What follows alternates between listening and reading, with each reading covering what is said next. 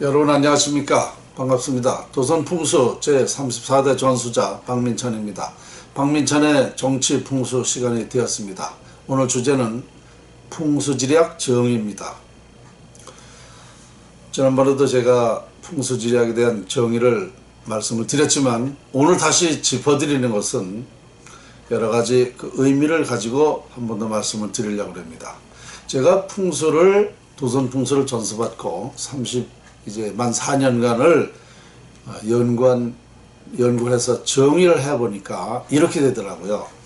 풍수지리란 만물의 형상과 자연에서 발산하는 기를 활용하여 인간 운명을 결정하는 학문이다 라고 이렇게 정의를 내렸습니다. 그러니까 간단히 얘기해서 만물, 형상, 여러분 어느 산에 가서 조상의 그 묘를 보고 자청료 500호, 또 주작, 또 금계포란형 이렇게 그거를 얘기하잖아요. 그게 뭐냐? 다 형상이죠. 그러니까 만물의 그 형상과 자연에서 발산하는 지질이 있지 않습니까? 땅속의 지질, 온열, 화열, 건열, 냉열, 습열, 수요 이렇게 지질에서 발산하는 기를 활용하여 인간 운명을 결정한다. 풍수지리학은 이렇게 형상과 기를 활용하는 것입니다. 그 형상과 기에 의해서 인간의 운명이 결정된다. 정의가 이렇습니다. 그러니까 풍수지리학은 어려운 게 아니다라는 것이죠. 그리고 사람이 이제 편안하게 사느냐 불편하게 사느냐라는 근원적인 거는 기가 조상의 음덕, 음기가 말해주는 것이고, 그 사람마다 왜 정치인도 있고 부자 되는 사람도 있고 또 박사가 있고 또 혹은 여러 가지 형태로 우리가 살지 않습니까? 그것은 형상으로 나타나는 것입니다. 그러니까 조상의 묘지 주변의 그 형상에 따라서 가령 금계포란형이다 그러면 그 부자가 되고 자손들이 번성하고 그런 형상. 그리고 선인 독서형이다 그러면 양반이 책을 본다. 양반이 책을 보는 형상이면 자손이 학자가 나온다. 실제로 이제 조순 과거에 이제 총리하셨던 서울대학교 총장도 하셨죠. 그분이 조부님의 묘를 가보니까 선인 독성이었습니다. 이와 같이 이 형상에 따라서 자손들이 어떤 기질, 어떤 특징, 어떤 소질을 가지고 태어나는 것입니다. 그러니까 형상과 기에 의해서 결정이 된다. 그러니까 기라는 것은요, 좋은 기를 주는 만큼 운을 많이 갖고 태어나는 것입니다. 운을 많이 가져야 하는 일이 잘 되잖아요. 학자로 태어났으면 운이 좋아야 그 학문에 써먹을 때에 운이 좋아야 그 사람이 그 운에 따라서 장관도 되고 대통령도 되고 이렇게 되는 거죠. 그러니까 운이라는 것은 그 기가 결정을 하는 것이거든요. 그래서 풍수지리학은 이렇게 아주 어려운 게 아닙니다. 그래서 저는 이렇게 좋은 명당에 좋은 길지에 쓰면 길지에 쓴 만큼, 그러니까 우리나라 재벌이라든가 아니면 출세하신 분들 있죠. 이런 분들은 다 좋은 조상의 묘지를 썼다 이렇게 보시면 됩니다. 그런데 제가 보는 명당은 그렇게 큰 명당이 아니에요. 이건희 회장 조상묘도 가보면 그렇게 큰 명당이 아닙니다. 제가 보는 명당은. 그런데도 그런 부를 누리고 있다는 거죠. 그렇게 발전을 한 거죠, 기업이. 이와 같이 명당이라는 것은 그만한 효력이 있다. 그래서 이 만물의 형상과 기에 의해서 자손의 운명이 결정된다. 이렇게 오늘 말씀을 드릴 수 있는데요. 자, 이 정의 속에 바로 모든 우리 우리 인간사, 세상사, 또 여러분의 일 모든 것이 다 여기서 시작이 된다는 거죠. 세계 평화도 여기서 시작이 되고, 전쟁도 여기서 시작이 되고, 모든 것이 다 이 풍수지리 정의에서 시작되는 것입니다. 아시겠죠? 그래서 이 모든 것은 인류의 모든 것은 풍수지리학의 정의에 있다, 이렇게 말씀드릴 수가 있고요. 그러다 보니까 지난번에도 제가 대한민국 우리 청계천이 소련을 붕괴시켰다라고 얘기한 거, 바로 그런 위대함이 거기 있는 겁니다. 그게 이제 하나의 증거고, 우리나라가 세계 평화 산실이 된다라는 것이 이제 거기서부터 시작이 되거든요. 이제 그게 증거 나타났어요. 이제 그와 같이 우리는 모르고 있는데, 우리는 전혀 이런 걸 몰랐잖아요. 그런데 그런 이치가 과학적으로 설명이 되고 있기 때문에 이건 분명한 사실입니다. 이와 같이 그러다 보니까 우리 대한민국의 국민소득 30만 불은 너무 간단한 겁니다. 너무, 제가 이거 한번 정리를 해서 다시 어떻게 해서 우리 대한민국이 국민소득 30만 불이 될 수 있는가에 대한 것을 제가 다시 한번 말씀을 드리겠지만, 될 수 있다니까요. 남아요. 더 돼요. 남는 거 그럼 더 주시겠습니까? 저는 확실하게 말씀드릴 수 있어요. 그러니까 이러한 자연활용법이라는 게 이런 그 위력, 정말 중대한 문제입니다. 그러니까 참 제가 이 풍수지리학을 연구하면서 그래서 인간은 만물의 영장이라고 했지 않습니까? 인간은 만물에 의해서 이러한 그 위대함이 탄생이 된 겁니다. 인간이 탄생할 때는요, 이건 위대한 거거든요. 우리 인간은 만물에 의해서 탄생됐기 때문에 우리 인간은 만물을 활용할 수가 있는 겁니다. 만물을 활용하면 활용한 만큼 위대해질 수가 있는 거예요. 그래서 제 연구 결론이 뭐냐면, 위대한 자연을 활용하면 위대해질 수 있다라고 오래전부터 이미 결론을 내렸죠. 이 활용법이라는 것을 전혀 인류는 모르고 있었다. 그래서 우리 전 세계 인류는 1%도 활용하지 못하고 있었다는 것입니다. 참 제가 제 얘기를 해서 자꾸 이제 이상하게 들을지 모르겠는데요. 언젠간 제가 한번 여기 출연을 시킬 것입니다. 무속인 중에 나라에 관련한 그 신령이 나오는 사람이 있어요. 우리 개인적으로, 전파적으로, 개인적으로 이런 건 거의 안 나타나고 나라의 일만 꼭 나타나는 그런 신령을 모신 사람이 있습니다. 무속인 중에. 그 사람은, 저는 매일 거의가 이 나라에 대한 걱정을 하고 어떻게 하면 되는데 하고 이런 얘기를 그 무속인하고 얘기를 합니다.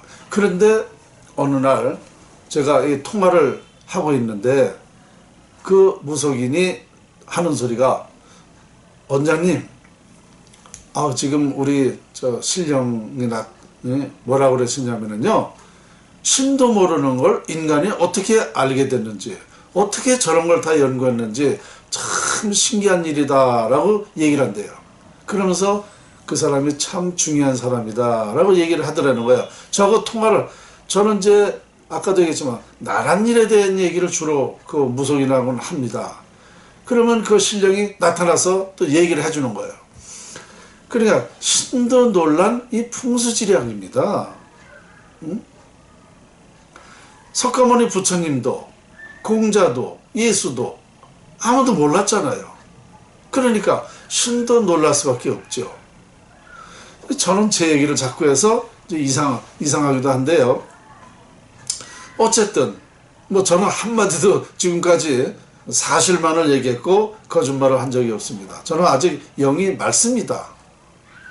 자, 그러면 이게 전 세계가 환영할 일 아닙니까? 풍수지리학을. 전 세계가 환영하는 건 당연한 거죠. 세계가 돈 안 들고 힘 안 들고 싸우지 않고 행복하게 살 수 있다는데 이걸 반대할 사람이 있습니까? 세계가 환영할 일이죠. 지난번에도 말씀드렸지만 이 풍수지리학이 그 원리가 우리 대한민국에서 밝혀졌다는 것도 또 그 내막이 또 있습니다. 그만큼 그 분야까지 그 이치를, 자연의 오묘한 이치를 저는 밝혀내게 되었다는 사실입니다. 물론 이게 보석이다라고 했는데, 보석인데 그 돌멩이요 하면 할 수 없죠. 그러나 자, 우리는 이제 이런 말이 통할 때가 됐습니다. 난국에 뭐가 나온다고 그랬죠. 우리 대한민국은 정말 축복받은 나라입니다. 우리 대한민국 국민들은 정말 행복하신 분들이에요.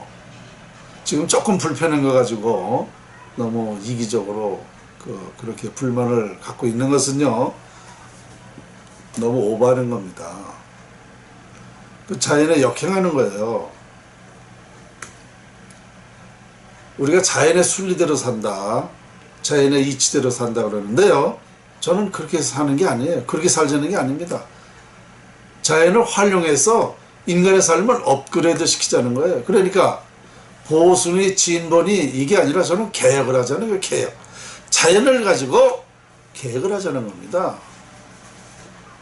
이게 될 수 있는 거죠. 왜? 내가 필요로 하니까, 우리나라가 필요하고 세계가 필요하니까 당연히 개혁이 되는 거죠. 우리 대한민국 국민 여러분은 정말 위대한 민족입니다. 위대한 민족이 지금 이 풍수라는 그 위대한 것을 활용하지 못하고, 아까도 지난번에도 제가 말씀드렸는데요, 우리나라는 특별하게 단 한 가지의 우리 흥망이 결정된다는 것, 청계천 복개냐 개복이냐에 따라서 이걸 밝혀냈다는 겁니다. 그러니까 우리는 이렇게 독특한 그런 풍수 그 근원이 있다는 겁니다. 이것만 해결하면 되는 거예요. 이것만 해결되면 정말 제 얘기대로 이것이 사실이다라는 게 밝혀지면 청계천만 덮고 우리나라가 부강하다가 바랍니까? 풍수의 위력을 우리 국민 여러분이 다 활용하게 됩니다. 다는 한 물론 아니죠. 이건희 같은 회장 100사람만 나오겠어요? 우리나라는 근원적으로 나라대로 발전하면서 그런 큰 부를 갖게 하는 그런 부를 창조해내는 사람이 100사람만 되겠냐고요. 우리 전 국민이 명당을 활용해서 부자 되는 게 아닙니다. 단 몇 사람만 해도 우리나라는 세계적인 나라가 될 수 있어요. 국민소득 30만 불은 너무 당연한 것입니다. 그러니까 조금 더 참고 그리고 이 자연활용법에 관심 가지고 귀를 기울이고 이것에 우리가 지금 열중해야 됩니다. 그러면 되는 거예요. 이것은 우리 국민의 공감대가 필요한 거예요. 공감대가. 가령 청와대를 이전해야 된다 그러면 대통령이 하고 싶어도 못해요. 국민이 원하지 않으면 못하는 겁니다. 우리 국민이 민심이 천심 아닙니까? 우리 국민들이 하자 그러면 하는 거죠. 그러니까 국민한테 이 위대한 학문이 빨리 알려짐으로써 우리나라는 그만큼 우리의 행복, 우리 세계적인 우리나라가 될 수 있다는 것을 빨리 앞당겨지는 겁니다. 제가 강의 중에는 이렇게 반복되는 얘기가 많을 겁니다. 그러나 이해하시고 들으셔야 돼요. 왜냐? 제가 여러분들한테 지금 풍수의 원리가 어떻고 이치가 어떻고 뭐 치수가 어떻고 이렇게 하면은요 지루해서 못 들어. 간단하게 결론만 얘기하면 되는 거예요. 결론만 말하면 여러분들은 이해가 됩니다. 이 구체적으로 가르치는 것은 풍수를 본격 공부하는 사람한테 해당되죠. 우리가 저 텔레비를 하나 보기 위해서 우리가 만듭니까? 리모컨으로 딱 틀면 돼요. 그렇게 국민들에게 이걸 만들어주면 됩니다. 전문가들이 이거 하면 되는 거예요.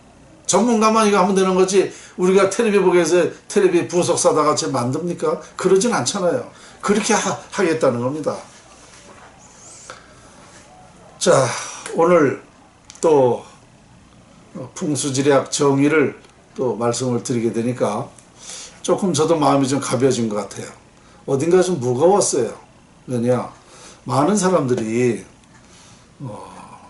그 원리를, 이치를 조금만 더 좀 소개 좀 해달라 그래서, 아, 그렇구나, 그러면 그렇게 해야지요 하고 제가 오늘 했는데요. 또 계속 듣다 보면 이것은 하나의 이제 부속품이기 때문에, 아, 이 부속은 이렇게 끼는 거로구나, 이렇게 되니까 자동차가 한 대 완성됐구나 라는 걸 알아요. 한꺼번에 다 할 수는 없습니다. 그렇죠? 그러다 보면 여러분들이 또 풍수 전문가 돼서 여러분들이 세계적으로 다니면서 풍수를 할 때가 있을 것입니다. 오늘 강의 여기까지입니다.